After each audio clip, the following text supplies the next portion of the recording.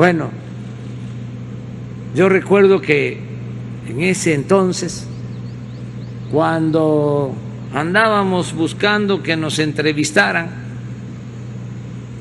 para aprovechar espacios en medios, tuve la suerte de que me entrevistó Loret de Mola, en aquel entonces, muy hostil la entrevista. Se ponían los conductores en aquel entonces pues del lado del régimen y me querían siempre sentar en el banquillo de los acusados. Tengo algunas experiencias sobre eso. Algunos simpatizantes, amigos decían: ¿para qué vas? Si no te tratan bien. Pero nosotros necesitábamos comunicarnos. Por eso digo, benditas redes sociales, porque ahora ya es otro asunto. Pero imagínense en aquel entonces que había control de la prensa, de la radio, de la televisión, con honrosas excepciones. Entonces me acuerdo que en esa entrevista, que por ahí debe de andar en las redes sociales, me dice el conductor del programa, Loret de Mola: a ver, pruebas de corrupción. Entonces les digo, lo de la compra, le menciono la compra, le describo lo que habían hecho con la compra de la planta de fertilizantes, lo que había hecho Pemex. Y claro, alzó nada más las cejas y no dio importancia a lo que había yo denunciado, porque yo, el tiempo que fui opositor, hice muchas denuncias, pero siempre con pruebas, siempre con pruebas. ¿Qué pasa? Al día siguiente, entrevista al señor Lozoya. Y entonces, ahí está también, seguramente. Está difícil, ¿verdad?, que se consiga ahora. Ah, la tienes. A ver, pasa. Y dice el señor Lozoya que era mentira. O sea, terminé de mentiroso. Pero miren cómo es la vida, las vueltas que da la vida. Hace 3 días leí una columna del señor Loret de Mola, ya con otra opinión. No cabe duda que hasta las piedras cambian de modo de parecer. Entonces, sí es un asunto muy importante.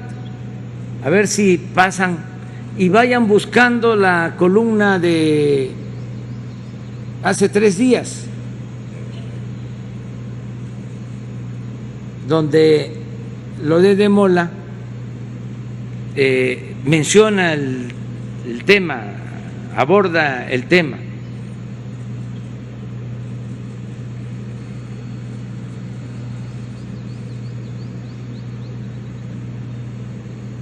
Pero bueno, qué bien, esto va a ayudar mucho a el país, porque es moralizar a México.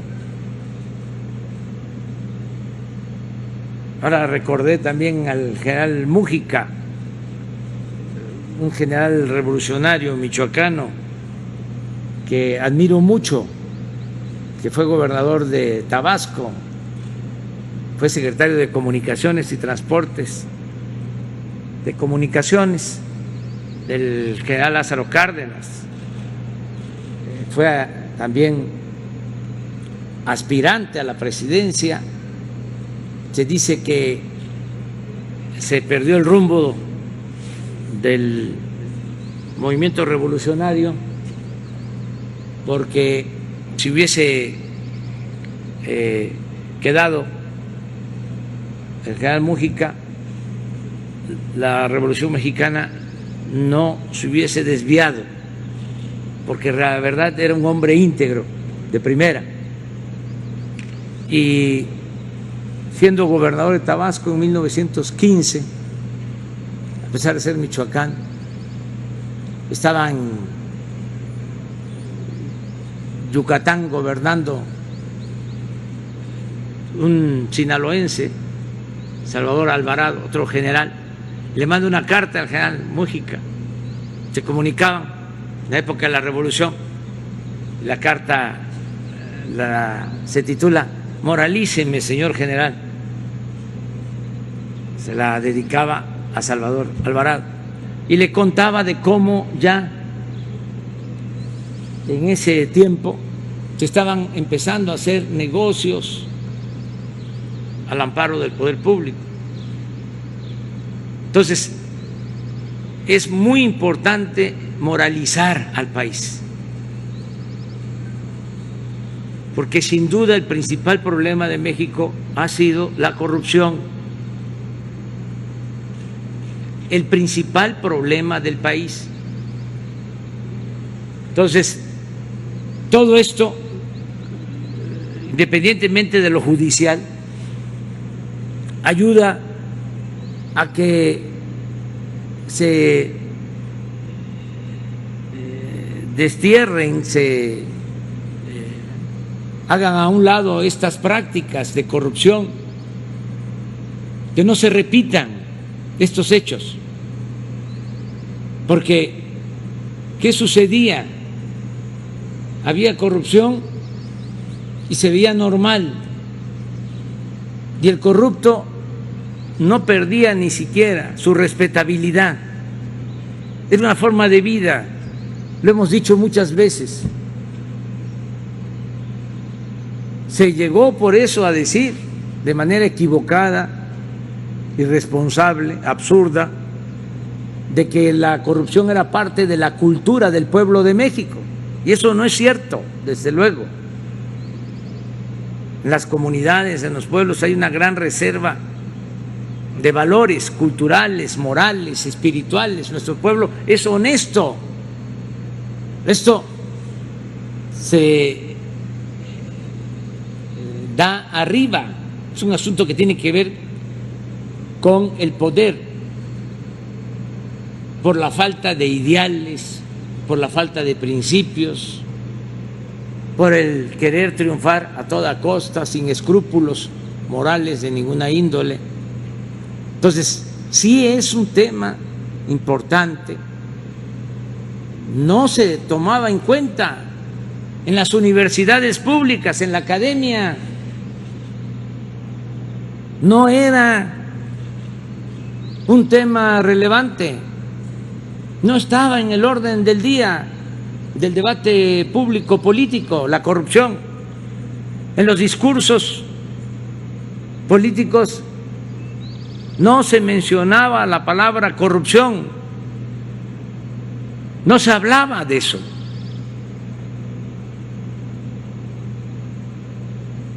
Porque era una especie de asociación delictuosa la que prevalecía, lo que imperaba. Entonces sí es interesante. No se pudo, ¿verdad? Lo podemos dejar mientras lo buscan y vamos. Tercer grado. El problema es que la gente ya no quiere eso. O sea, han abusado Les puedo platicar así rápido. ¿Por qué no? ¿Por qué no? No, pero es muy interesante esto. Hay un acuerdo Es muy ahí. interesante. Mire, un negocio de arriba, sí, Ancira, tenía una planta de fertilizante, sí, en Pajarito, de las que privatizó Salinas. Le llegó la planta Ancira. Sí, se privatiza. Ahora con el gobierno del presidente Peña se decide comprar la planta. La compró Pemex. La compró Pemex. Sí. Por encima. Estaba convertida No estaba en quebrada. chatarra. En chatarra. Costaba cuando mucho 50 millones de dólares por el terreno. 800. Sí. Pagaron 500 millones de dólares.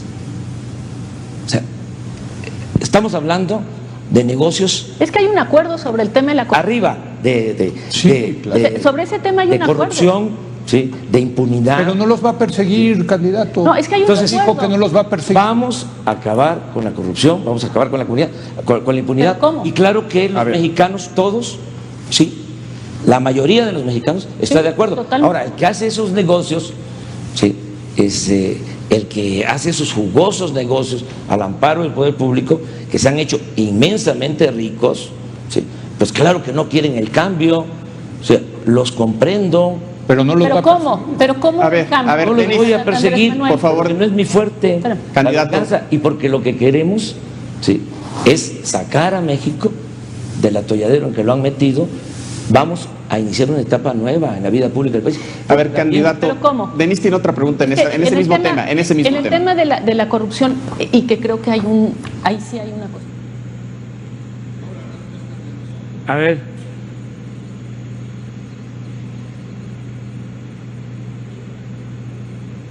Del otro lado, Andrés Manuel López Obrador dice, están cometiendo el atraco del siglo.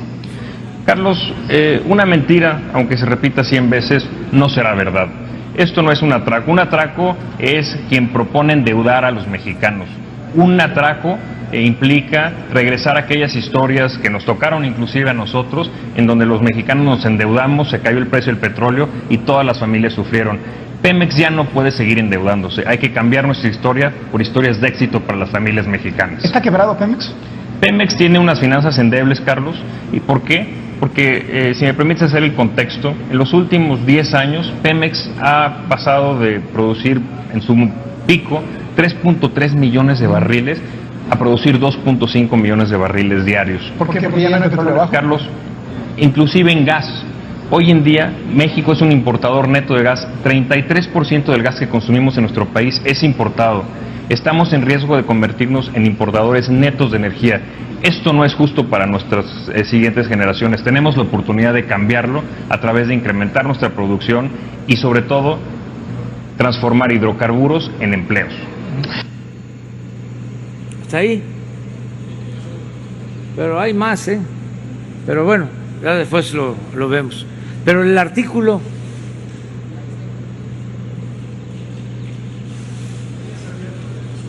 ¿Mande? Yo ya sabía ya lo habían denunciado, hasta hice un video, nada más que todo lo archivaban. Yo presenté denuncias, por eso tengo autoridad moral contra Salinas, contra Zedillo, contra Fox, contra Calderón, contra Peña Nieto, denuncias formales, sobre todo por la entrega de los bienes de la nación, los bienes del pueblo a particulares, por las privatizaciones y por la corrupción. En aquel entonces se tenía que buscar la forma de acusarlos por traición a la patria, porque de acuerdo a la Constitución, y eso lo tenemos que modificar, a los presidentes solo se les puede juzgar por traición a la patria. Entonces, miren lo que escribió hace 3 días, léelo, ¿no? Carlos Rodríguez de Mola. No, es muy interesante lo que estamos viviendo, pero a mí me llama la atención porque es bastante creíble lo que dice. Yo por ahí escuché de que les había costado comprar la reforma energética, creo que 1.200 millones de pesos. Y como lo plantea él, pues es creíble. Miren lo que dice. Bueno, este artículo lo escribió el 22 de julio en el Universal, Cómo casar a Peña Nieto, y dice así. ¿Cuánto? Hace 4 días, ¿no? Hace 4 días. Enrique Peña Nieto solía hacer amarres en su propia oficina, con gobernadores o con legisladores de mayor perfil. Votos a cambio de recursos presupuestales con margen de discrecionalidad para que a la hora de ser asignados generaran una comisión entre comillas. Concluida la negociación, levantaba el teléfono rojo de la oficina presidencial de Los Pinos y muchas veces incluso giraba la instrucción directamente a Fernando Galindo, su subsecretario de Egresos de Hacienda. Dale tantos millones a tal o a cual y punto. Lo que seguía era una minuciosa operación para darle forma legal al asunto. El papeleo, pues, para guardar las apariencias. Esa minuciosa operación era llevada a cabo por un hombre que fue asesinado hace 2 meses en Morelos. La Fiscalía Local apuntó que fue un crimen pasional. Nadie como Isaac Gamboa Lozano, quien el sexenio pasado se desempeñó como titular de la Unidad de Política y Control Presupuestal de Hacienda, para hacer una radiografía de cómo funcionaba la corrupción al más alto nivel. A cambio de los votos del Congreso, legisladores y gobernadores recibían manga ancha para etiquetar, entre comillas, recursos del presupuesto federal hacia alguna obra pública que quisieran, y de esa obra ellos se quedaban con una tajada.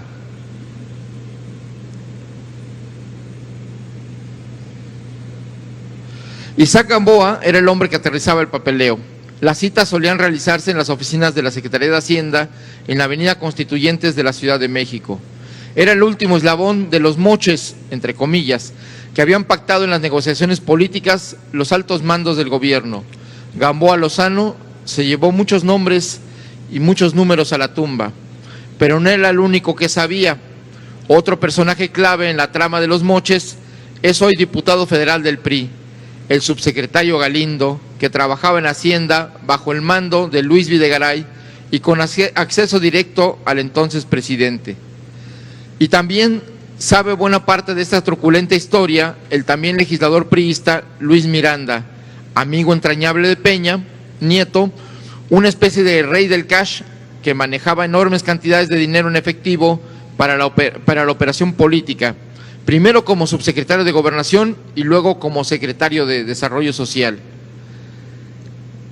Esto me lo cuentan distintas fuentes a las que he acudido para tratar de encontrar nuevas aristas en la historia de la corrupción detrás del Pacto por México que ha denunciado el presidente López Obrador y que tiene como primera temporada de espectáculo político la participación del exdirector general de Pemex, Emilio Lozoya, en su calidad de testigo protegido.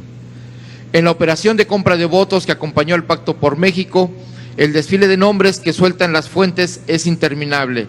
Vamos a ver cuáles salen a la luz pública, cuáles se reservan por estrategia y contra cuántos realmente existe un proceso judicial que termine en una sentencia. Solo con una investigación exhaustiva que no seleccione interesadamente acusados y derive en una condena, se podrá hablar de combate a la corrupción y fin de la impunidad. Todo lo demás es campaña política. Sí, pero hay otro de las cajas fuertes. De las cajas fuertes. Es que ese es buenísimo. Ningún guionista pues de Netflix podría hacer eso.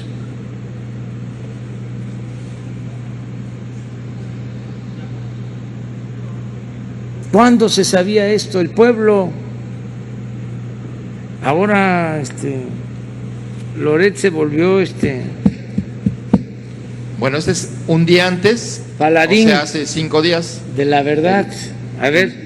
El 21 de julio, las cajas fuertes de Lozoya, escribió Carlos Loret de Mola en el Universal. Lo importante de esos departamentos, los de Lozoya, eran sus cajas fuertes. Medían como 1,5 metros de altura. Les cabían más cash de lo que pudiera uno imaginar. Las cajas fuertes estaban en departamentos de la zona de Polanco, en la Ciudad de México, y solo se abrían bajo las órdenes de Froilán Gracia García, brazo derecho del entonces director general de Pemex, Emilio Lozoya. ¿Para qué servía ese cash? Para sobornar políticos en el marco de la aprobación de la reforma energética en el sexenio de Enrique Peña Nieto. Así me lo revelan fuentes a quienes consulté buscando detalles sobre el modus operandi de Emilio Lozoya para lograr la aprobación de la reforma energética, y que ahora le da acceso al privilegio de ser testigo protegido del gobierno del presidente Andrés Manuel López Obrador. Los fajos de billetes solían entregarse en bolsas de Louis Vuitton y otras boutiques carísimas que iban engrapadas en la parte superior para evitar que se viera el contenido. A veces se entregaban en los departamentos, a veces en la torre de Pemex, pero cuando se perdió el pudor, se veía a los legisladores al terminar sus jornadas de trabajo desfilando en los pasillos de las cámaras de diputados y senadores con sus bolsas de marca rumbo al estacionamiento para guardarlas en las cajuelas de sus coches.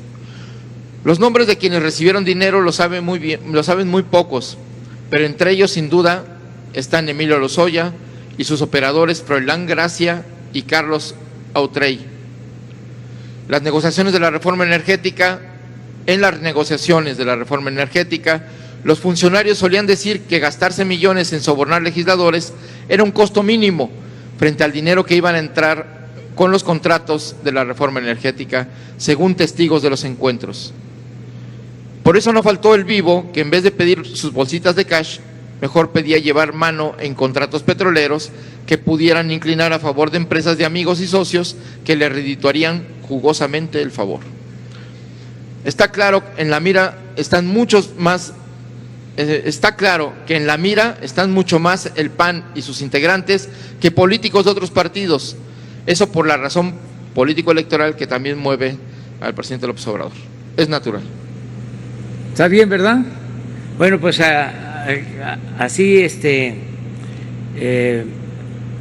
esta historia, continuará. Ya nos vemos el lunes, que la pasen muy bien.